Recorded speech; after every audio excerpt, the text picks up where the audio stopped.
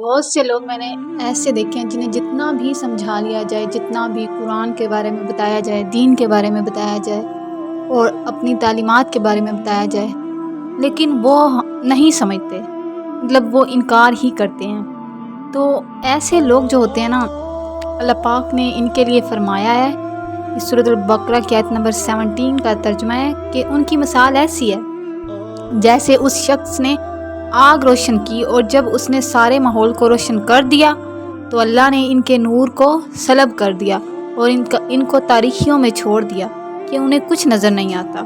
یہ بہرے ہیں، گونگے ہیں، یہ اندھے ہیں، یہ اب نہیں پلٹیں گے۔ تو اس میں اللہ پاک کی کیا مراد ہے؟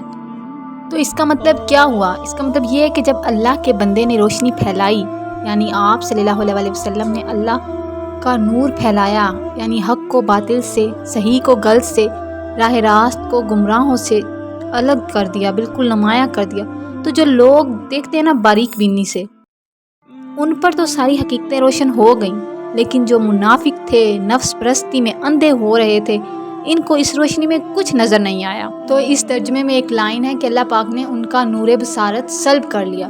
تو یہاں سے ہم ہرگز یہ مراد نہیں لے سکتے کہ اس میں ان کی اپنی کوئی غلطی نہیں ہے اور ان کے بھٹکنے کی ذمہ داری خود ان پہ نہیں ہے بلکہ اللہ پہ ہے، بالکل بھی نہیں۔ نور بصارت کن کا سلب ہوتا ہے؟ اللہ نور بصارت اسی کا سلب کرتا ہے جو خود حق کا طالب نہیں ہوتا، خود ہدایت کی بجائے گمراہی کو اپنے لیے پسند کرتا ہے، خود صداقت کا روشن چہرہ نہیں دیکھنا چاہتا۔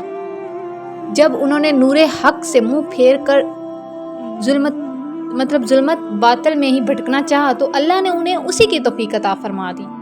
جو جتنا طالب ہوتا ہے نا اسے اتنا ہی عطا کیا جاتا ہے۔ جو حق کا طالب ہوگا اسے نور بصارت عطا کیا جائے گا، اسے ہدایت دی جائے گی، لیکن جو خود ہی حق کو نہ پانا چاہے اس کا نور بصارت بھی چھین لیا جاتا ہے۔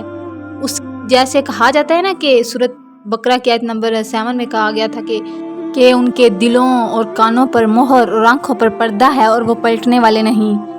مطلب یہی بات ہے یہاں پہ کہ حق بات کرنے کے لیے گونگے ہو گئے ہیں، وہ حق بات کہنے کے لیے ان کے پاس الفاظ ہی نہیں ہیں، اور جو حق والی نظر ہوتی ہے نا ان کے پاس نہیں ہے، یعنی حق دیکھنے کے لیے وہ اندھے ہو چکے ہیں۔ اور ایسے لوگ کبھی بھی حق کو نہیں پا سکتے، کیونکہ جو طالب ہوتا ہے وہی حق کو پاتا ہے، حق کا طالب ہی حق کو پا سکتا ہے۔